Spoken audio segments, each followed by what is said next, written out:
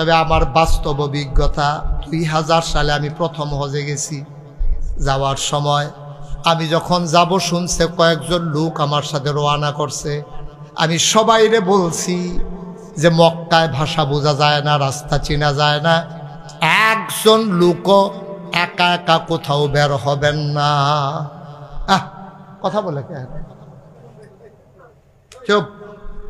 আমি বলছি আমার সাথে যারা গেছে কয়েকজন, আমি বললাম ও এখনো ভাষাও আরবি, রাস্তাঘাটও সিফা সাফা, চিনতেন না, এক লোকে আমরা যায়াম, কেউ উঠতেন না।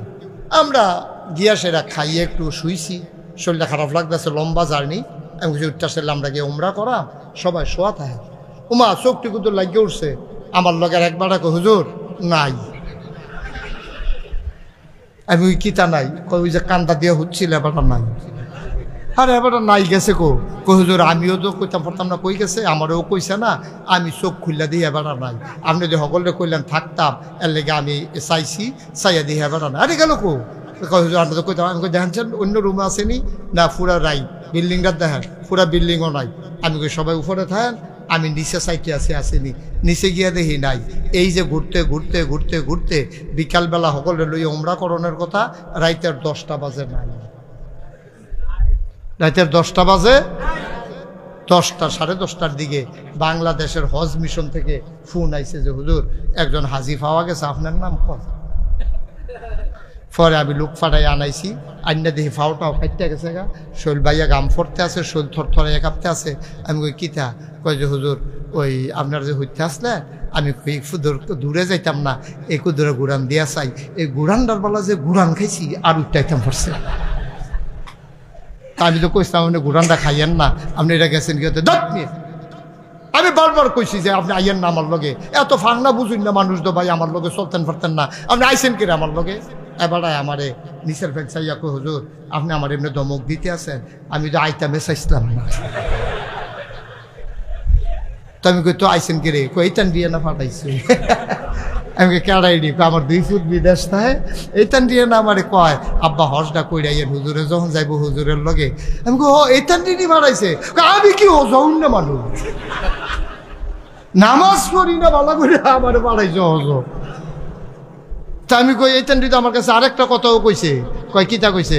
আমি কইছি এইটানটি আমার কইছে হুজুর দোয়া করেন আল্লাহ যদি আব্বারে মক্কা মদিনা কবুল করে, হ্যাঁ নয় যেন কবর হয়। বাইত গিয়া লই না, বাইত গিয়া লই আমারে হজ ফাড়াই এইটানটি খবর দিত চায়, বাইত গিয়া লই একটা জমা দমইব খবর পাইবেন।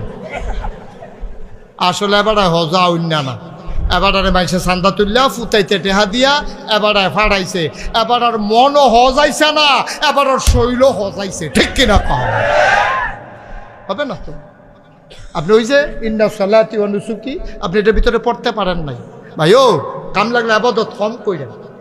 আপনারা কইবেন যে হুজুরের আল্লাহ আবাদতের লাগে হুজুর যদি কমাই দিয়া যাইতে আছে না, আপনি আবাদত প্রয়োজনে কম কইরেন, আহা কইরেন না, কিন্তু যেইটা করবেন এবাদতের জন্য কথা কয়, কার লাগিয়া করবেন? জোরে কয় না, কার লাগিয়া? যাই করবেন কার লাগিয়া করবেন? এটার জন্য মনে থাকে। আরে নবীজি কত সুন্দর। আপনাদের কি কষ্ট হইতেছে? তো এই যে 60 উঠতে গেল কিছু কি কইলেন না আপনারা? একটা লোকের উত্তর দিয়েন না, আমিন ক।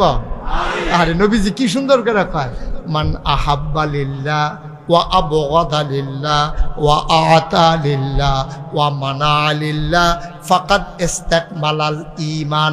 আল্লাহর নবী কয় শুনো শুনো শুনো ও আমার আদরের উম্মত, মন দিয়ে শুনো রে, মান আহাব্বা লিল্লাহ যে ভালোবাসবে আল্লাহর জন্যে, ওয়া আবগাদা লিল্লাহ যে ঘৃণা করবে মানুষকে আল্লাহর জন্যে, ওয়া মানা লিল্লাহ মানুষকে খারাপ কাজ থেকে ফিরাই রাখবে আল্লাহর জন্যে। মান আহাব্বা লিল্লাহ ওয়া আবগাদা লিল্লাহ ওয়া মানা লিল্লাহ ওয়া আতা লিল্লাহ দান সদকা করবে আল্লাহর জন্যে, কাউকে দেখানোর জন্য না, মারহাবা পাওয়ার জন্য না, বেড়াগিরি দেওয়ার লাগিয়া না। যখন এই 4টা কাজ ভালোবাসবে, ঘৃণা করবে, দান করবে, মানুষকে খারাপ কাজ থেকে ফিরাই রাখবে, এই 4টা কাজ যখন আল্লাহর জন্য করবে, ফাকাদ ইস্তাকমালাল ঈমান নবীজি কয় এই বান্দারা যেন আল্লাহর দিনটাকে পরিপূর্ণ করলো। তাহলে আমরা ইবাদত করব কার জন্য? এটার কয় সহি নিয়ত। এটারে কি কয়? আবার বলেন কি কয়? আপনি বাজারে যাবেন, নিয়ত করবেন আমি বাজারে যাইতেছি, বাজার করে খাইলে না শরীরটা ঠিক থাকতো, শরীরটা ঠিক থাকলে আয় ছেলে আয় ওরা বসো। শুনেন, আপনি বাজারে যাবেন কেন? যে ইনশাআল্লাহ বাজারে গেলে বাজারটা কইরা আনলে রান্না বান্না করলে খাইয়া যেন আমি সঠিকভাবে ইবাদত করতাম পারি। আমি বিয়ে করতে আসি কেন? আমার বিয়ার মাধ্যমে বাচ্চা কাচ্চা হবে, এই বাচ্চা কাচ্চা আল্লাহর বান্দা হবে। নবীজি গর্ব করে বলবে, এই মুসা নবী, এই ঈসা নবী, এই সুলাইমান নবী, তাকায়া দেখো আমার উম্মতের সংখ্যা কত। আমি উম্মত বাড়ানোর জন্য আমি এই নিয়তে বিয়া করতে আসি। আমি বাজার কইরা খাইয়া শক্ত হইয়া যেন ইবাদত করতাম পারি, এই নিয়তে আমি কি করতে আসি? বাজার করতে আসি।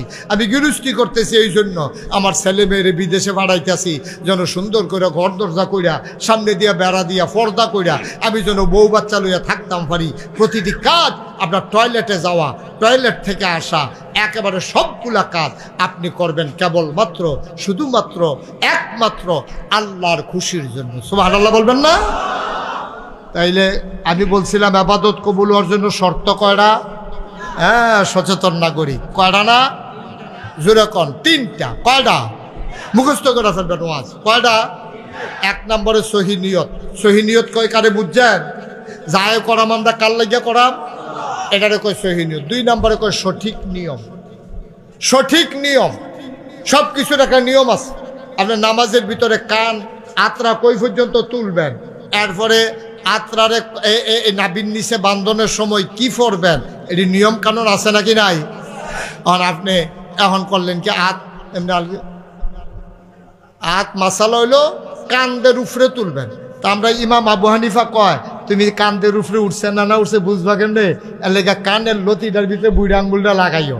তো কানের লতির যখন বুড়ি আঙ্গুলটা লাগাইবা তাহলে এটা যে আত্রা যে কান্দের উপরে আসছে এটা তুমি বুঝা লাগবা। সুবহানাল্লাহ না কেন? তো এর লেগে আমরা এমনি উপরে তুলাম। কানের লতিত লাগান লাগবে এমন কোনো কথা না। আপনি যদি নিশ্চিত হন যে আপনার কান্দের উপরে হাত উঠছে, ঠিক আছে। আপনি করলেন কি তার নামাজও করে